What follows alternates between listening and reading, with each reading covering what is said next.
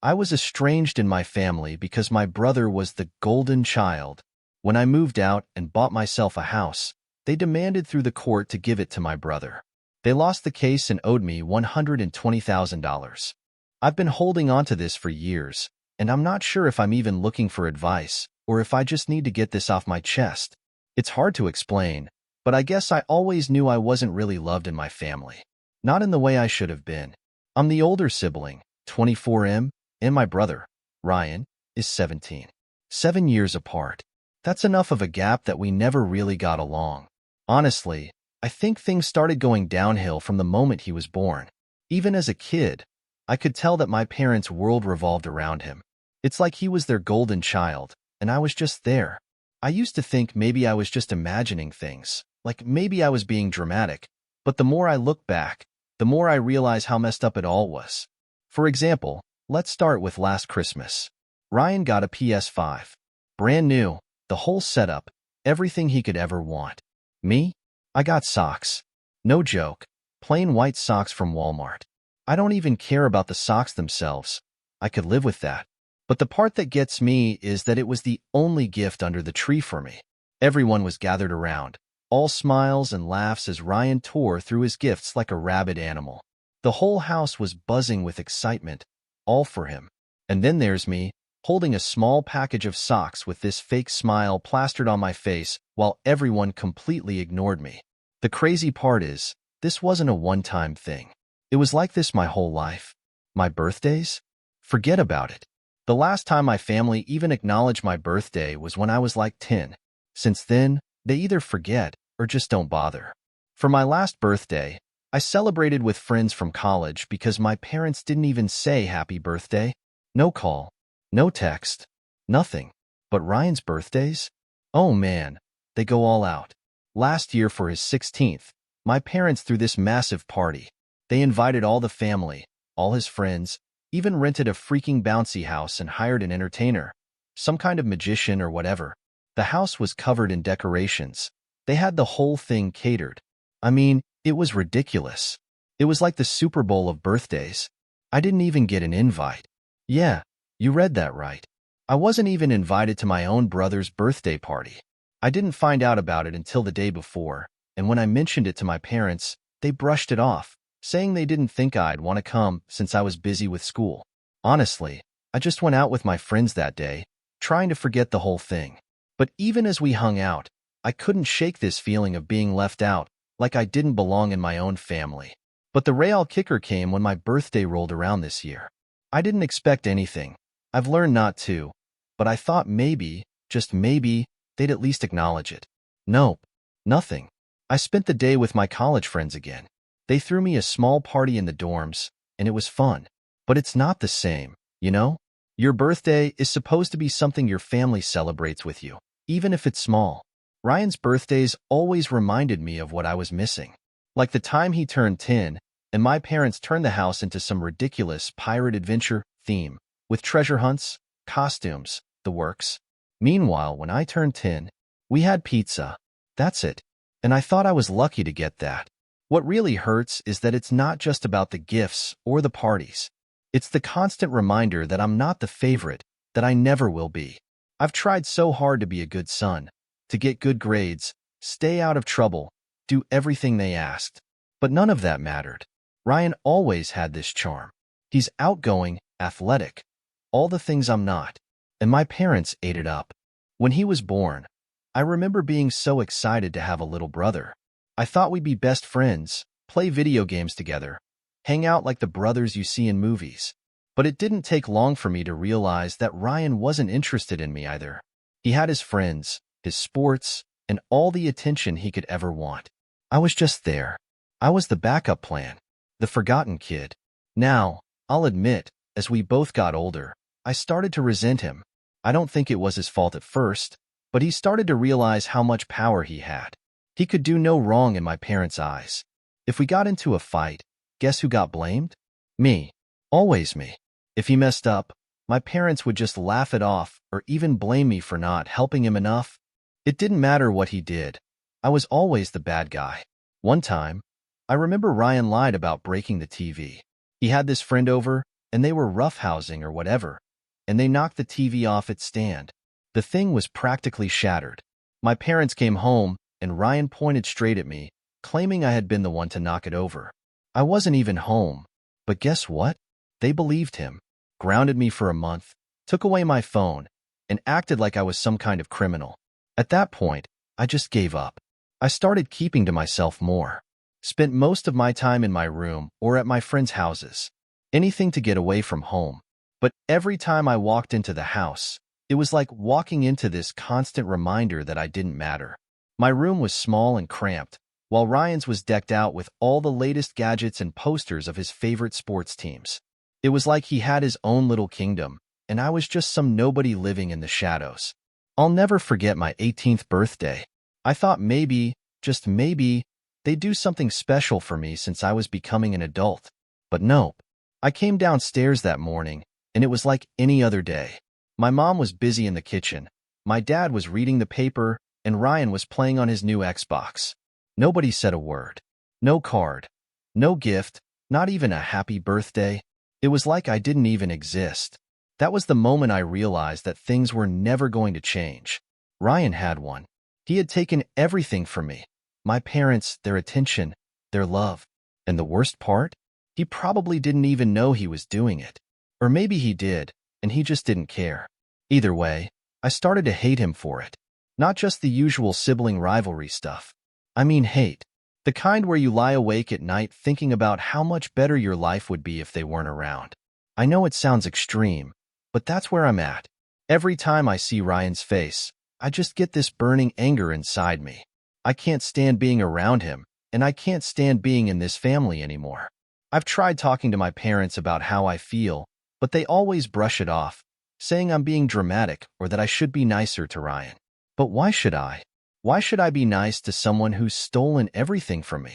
It feels like I'm trapped in this endless cycle of resentment and bitterness. And the worst part is, I don't know how to break out of it. I just want to feel like I matter, like I'm worth something. But in this family, I'll always be second best. I don't know where to go from here. Maybe I need to cut ties with them. Maybe I need to confront Ryan and let him know how much he's hurt me. Or maybe I just need to keep doing what I've been doing, keeping my distance and trying to live my life without them. I don't know. All I know is that I can't keep living like this. Not anymore. It's been a few years since my last post, and to be honest, I didn't think I'd ever come back here. I thought I had left all that family drama behind me for good. But life has a way of throwing curveballs, and the nightmare that I thought I had escaped is now worse than I could have ever imagined. Strap in, because this is a long and messy story. After my last post, I did what I had to do. I distanced myself from my parents. I mean, how could I not? The constant neglect, the blatant favoritism towards my younger brother, Ryan, it was eating me alive. So, I made the decision to go low contact. I moved out of my parents' house as soon as I could, started living with a couple of friends from college, and honestly, it felt like a weight had been lifted off my shoulders. But, obviously, I still needed to make a living. I'd always been good with graphic design, so I started doing freelance gigs on Fiverr. At first, it was just to pay the bills, but as I started getting more clients and building a reputation, it turned into something bigger. I worked my ass off, late nights, weekends, you name it. I wasn't going to let my family's treatment of me define my success. Then, something amazing happened. I met her, Megan. She was everything I could have asked for in a partner. Smart, driven, compassionate. She was also a freelancer, doing social media management for small businesses, and we instantly clicked. We started collaborating on projects, helping each other grow in our respective fields. Honestly, she was the first person who made me feel like I wasn't invisible. She actually saw me, you know? And she loved me for who I was, not for what I could do for her, not because of some obligation, but because she genuinely cared. As our careers took off, we started dreaming bigger. We moved in together after about a year of dating, and things just kept getting better. We had this crazy idea to pool our savings and buy a house. Not just any house, though. We wanted something special. After months of searching, we found the perfect place, a massive, 3-story house in the suburbs. It was more than we ever thought we could afford, but thanks to our combined income, we made it work. We were ecstatic. This was our dream, something we built together. We closed the deal, and 3 days later, we were officially homeowners. That's when the real nightmare started. 3 days after we moved in, I got a call from my mom. At first, I didn't even want to pick up. We hadn't talked much since I moved out, and every conversation we had was either awkward or ended in some kind of argument. But for some reason, I answered. "Hey, honey, we're in town and thought we'd stop by to see the new house," she chirped, acting like everything was normal. I should have known better. I should have known something was off. But against my better judgment, I told her they could come over. I figured it was better to get the visit over with rather than keep avoiding them. So, a couple of hours later, my parents, Ryan, and some woman I had never met before showed up at our front door. Now, here's where things get really weird. Ryan, my younger brother, the golden child, the favorite, wasn't alone. The woman with him? Apparently, that was his fiancée, Karen, and she was pregnant. Yeah, you read that right. Ryan was going to be a dad. No one had bothered to tell me that my brother was engaged, let alone that he was about to have a kid. That was my first red flag. My dad didn't even wait to get inside before he started with the passive-aggressive comments. "Wow, this is the house you bought? Surprised you could afford something like this." He said it with this sneer, like he was looking down on me the entire time. But I brushed it off. I didn't want to start a fight, yet. Once they were inside, things got even more uncomfortable. My mom was trying to make small talk with Megan, who could tell something was off. She kept glancing at me like, "What's going on here?" Meanwhile, my dad and Ryan were talking in hushed tones, and Karen was wandering around the house like she owned the place. Then, out of nowhere, my dad dropped the bombshell. "We've been thinking," he started, his tone condescending as ever. "Since Ryan and Karen are starting a family, and they'll need space for the baby, it'd make sense for them to move in here."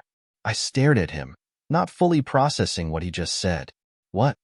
"This house is way too big for just you and Megan," my dad continued, completely ignoring my shock. "Ryan and Karen could really use a place like this to raise their kid. You don't need all this space." I couldn't believe what I was hearing. It was like I was being gaslit in my own home. "You're joking, right?" My dad looked me dead in the eye, and the next words out of his mouth made my blood boil. "No, we're not joking. It's time for you to step aside and let your brother have what he needs. After all, family comes first, and he's starting his own. You and Megan can find a smaller place. This house will be better suited for them." I lost it. All the years of resentment, the neglect, the favoritism, it all came flooding out at once. "Are you serious right now? This is our house. Megan and I bought this place. It's in our names. You can't just waltz in here and decide that Ryan gets to have it because he knocked someone up." Ryan tried to chime in, looking all smug. "Come on, man. It's not like you need all this space. You don't even have kids." "We do. That's not the point," I snapped. "The point is, you don't get to just take what's mine because you think you're entitled to it. I've spent my whole life being pushed aside for you, and I'm done with it." That's when my dad started getting really aggressive. He stood up, puffing out his chest like he was trying to intimidate me. "Watch your tone, boy. You should be grateful we're even asking and not just telling you to hand over the keys. This house is going to be Ryan's, whether you like it or not." I saw red. I don't know what came over me, but I snapped. I lunged at him, shoving him back into the wall. "Get the hell out of my house," I screamed. Megan was shouting at both of us to calm down, but I couldn't stop. Years of pent-up anger were boiling over. My dad shoved me back, and before I knew it, we were in a full-on fist fight, throwing punches and yelling at each other. My mom and Ryan were screaming, and Karen was standing in the corner, frantically dialing her phone. It wasn't until the police showed up that we finally stopped. I guess Karen had called them when things got out of hand.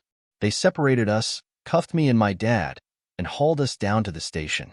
Sitting in the holding cell, I couldn't believe this was my life. My own father had tried to steal my house for my brother, and now I was sitting in jail because of it. Megan bailed me out a few hours later, but the damage was done. My family was officially broken beyond repair. But it didn't end there. Oh no, it got worse. My dad, in his infinite wisdom, decided to sue me for the house. He actually tried to take me to court, claiming that Ryan and Karen needed the house more than I did and that I should be forced to hand it over to them. The sheer audacity of it left me speechless. So, we went to court. I hired a lawyer, gathered all the necessary documents proving that the house was in my name, and prepared for the fight of my life. But here's the thing. I had something else up my sleeve. Years of emotional and psychological abuse had left a trail, and I wasn't about to let it go unnoticed. I gathered evidence. Emails, text messages, even witnesses, friends who had seen firsthand how my parents treated me over the years. I brought it all to court. My lawyer argued not only that the house was mine, but that I had been a victim of neglect and emotional abuse for most of my life. I was done playing the quiet, obedient son. It was time to fight back. The court case dragged on for months. My dad tried every trick in the book to make me look like the bad guy. He painted himself as the loving father, just trying to do what was best for his family. Ryan and Karen played the victims, claiming they needed the house for their baby and that I was being selfish for not giving it up. But none of it worked. When the final verdict came, it was like a weight lifted off my chest. Not only did the judge rule in my favor, but he also ordered my father to pay me $120,000 in damages for emotional and psychological abuse. I couldn't believe it. For the first time in my life, someone had finally stood up for me, and it felt like justice. After the court ruling, I cut off all contact with my parents and Ryan. I couldn't take it anymore.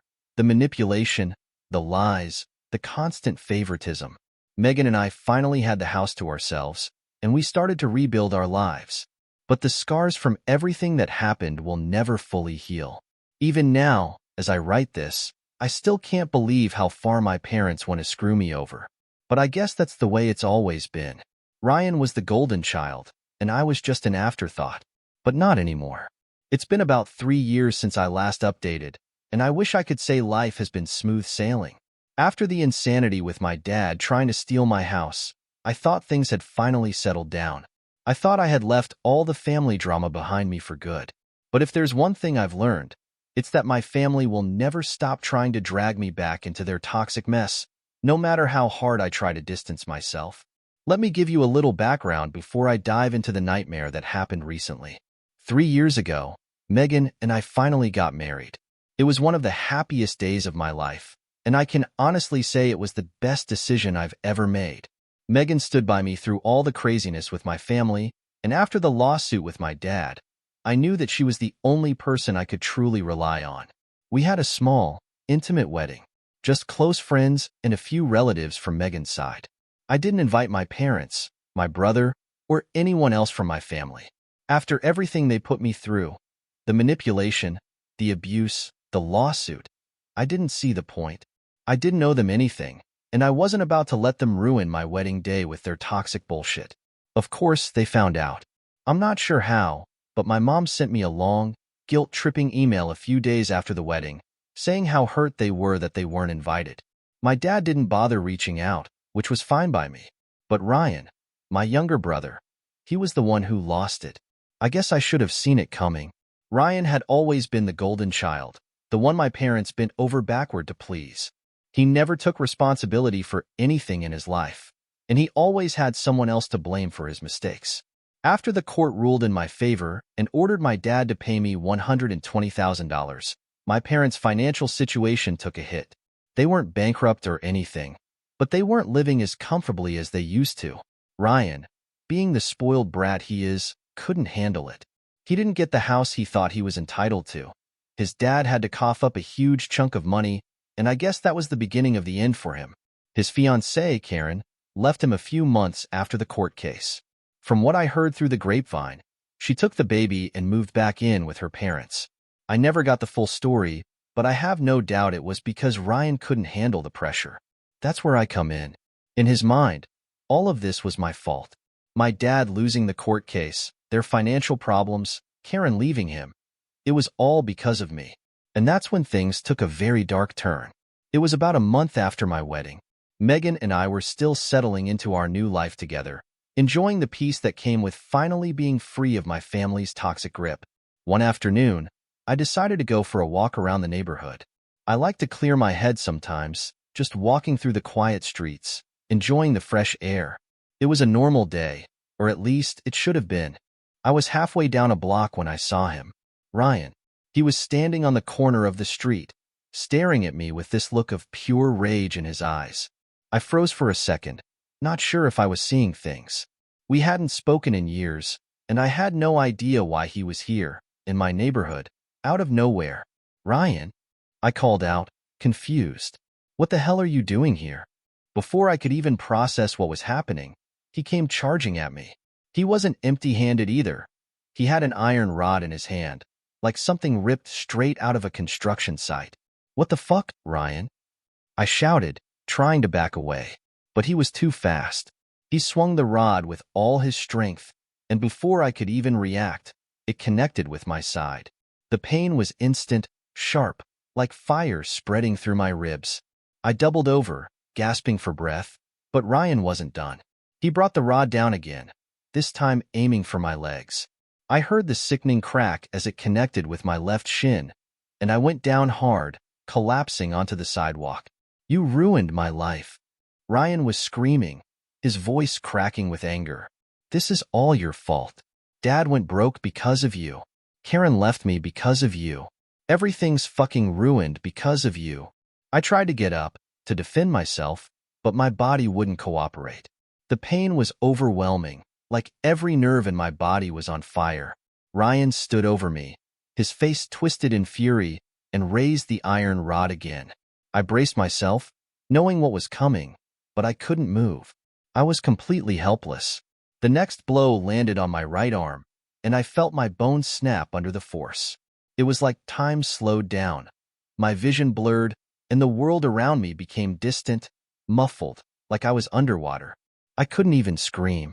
All I could do was lie there, waiting for the next blow, wondering if this was how it was going to end. I don't know how long the attack lasted, but at some point, I heard voices, distant at first, but growing louder. People shouting, footsteps running toward me. I saw someone grab Ryan, pulling him away from me, but I was too far gone to understand what was happening. I blacked out. When I woke up, I was in the hospital. Megan was sitting by my bedside, her face pale, her eyes red and puffy from crying. I tried to speak, but my throat was dry, and every part of my body screamed in pain. You're okay, Megan whispered, squeezing my hand. You're going to be okay. But I wasn't okay. I had multiple fractures, my ribs, my left leg, my right arm. The doctors said I was lucky to be alive. If the bystanders hadn't intervened when they did, Ryan might have killed me. They had to call the police to stop him. Ryan had been arrested on the spot, taken away in handcuffs while I lay bleeding on the sidewalk. The days that followed were a blur.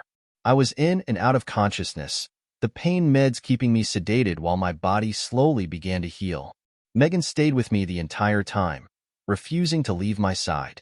She handled everything, the police reports, the insurance, even hiring a lawyer to deal with the upcoming court case. Because, yes, there was going to be a trial. Ryan had been charged with assault with a deadly weapon, and given the extent of my injuries, he was facing serious jail time.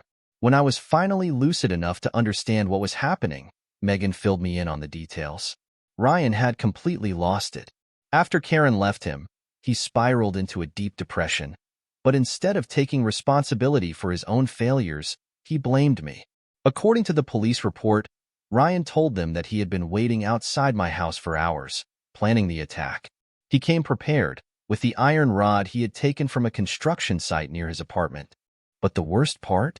He didn't regret it. Not one bit. When the police questioned him, he told them that he deserved to hurt me, that I had ruined his life, and that he was just getting justice for what I had done. He truly believed that I was responsible for all of his problems. His fiancée leaving him, our dad's financial troubles, everything. I spent weeks in the hospital, recovering from the fractures. Every day was a new kind of hell. Physical therapy, endless tests, and the looming court case hanging over my head. I couldn't walk for nearly a month, and even after I was discharged, I had to use crutches and a cast on my arm for weeks. The doctors told me it could be months before I was fully healed, and even then, I might never regain full mobility in my left leg. The trial started a few months later. Ryan pleaded not guilty, of course. He had some twisted idea that he was justified in what he did, that I was the one who pushed him to the edge. His lawyer tried to argue that he had acted out of emotional distress, that he wasn't in the right state of mind because of everything that had happened with our family. But the evidence was damning. There were multiple eyewitnesses, people who had seen Ryan attacking me, who had intervened and called the police. The prosecution had medical reports detailing my injuries, and the police report clearly showed that Ryan had planned the attack. He had come to my house with the intent to hurt me, and there was no denying it. Sitting in that courtroom, watching my brother try to justify what he had done to me, was one of the hardest things I've ever had to endure. He didn't look at me once during the trial. Not once. It was like I didn't exist to him anymore. But the worst part? My parents showed up to support him. Not me. Him. They sat on his side of the courtroom, listening to him spew lies about how I had destroyed his life, and they nodded along like they agreed with every word. It was like a knife to the gut. After everything they had done to me, after everything he had done to me, they still chose him. They still believed he was the victim in all of this. The trial lasted for a couple of weeks, but the verdict was clear from the start. Ryan was found guilty of aggravated assault and sentenced to 5 years in prison. He'll be eligible for parole after 3, but honestly, I don't care anymore. I've made peace with the fact that I don't have a family anymore. Not a real one, at least. Megan has been my rock through all of this. She's the only person who stood by me, who never wavered, even when things got tough. We've been focusing on moving forward, healing, both physically and emotionally. I've been going to therapy, trying to work through the trauma of what happened, but it's a slow process. Some days are better than others. Some days, I feel like I'm finally making progress. Other days, I can't even look at myself in the mirror without feeling like a broken, hollow version of the person I used to be. But one thing's for sure, I'll never let my family hurt me again. I'm done with them. Completely. If you've made it this far, thanks for reading. I don't know what the future holds, but for now, I'm just trying to take things one day at a time. Life isn't perfect, and it never will be, but at least now I know who I can trust. And that's worth more than any family ever could be. Just when I thought I'd heard the last of my parents, they pulled the most insane stunt yet. It had been about 6 months since Ryan was sentenced. Megan and I were finally starting to get back to some sense of normalcy. The nightmares had lessened. I was making progress in therapy, and we were even talking about starting a family of our own. Life was slowly getting better. That is, until last week. Megan was supposed to meet me for lunch at a cafe near her office. It was something we did often, just a way to break up the workday and spend some time together. But that day, she didn't show up. At first, I thought maybe she was just running late. So I waited and waited. I texted her, called her phone, nothing. My heart started pounding. Megan is never late, and she always replies, even if it's just to say she's stuck in traffic. I felt this cold dread creeping over me, like something was horribly wrong. I called her office, but they said she had left on time. Panic set in. I didn't know what to do, so I started driving around the area, thinking maybe she had been in an accident or her phone had died. That's when I got a call from a blocked number. At first, I thought it was a scam, but something told me to answer it. I'm glad I did because what I heard next made my blood run cold. "Your wife is with us." My mom's voice came through the phone, sickly sweet and cold at the same time. "We're taking her somewhere safe. Somewhere you won't be able to hurt her anymore." My heart stopped. What the fuck? MOM? I shouted, almost crashing the car. What the hell are you talking about? Where's Megan? What did you do? "She's with us now," my dad's voice cut in. "You've poisoned her mind, turned her against her family. We're doing what's best for her. We're taking her somewhere she can think clearly, away from you." I couldn't believe what I was hearing. My own parents had kidnapped my wife.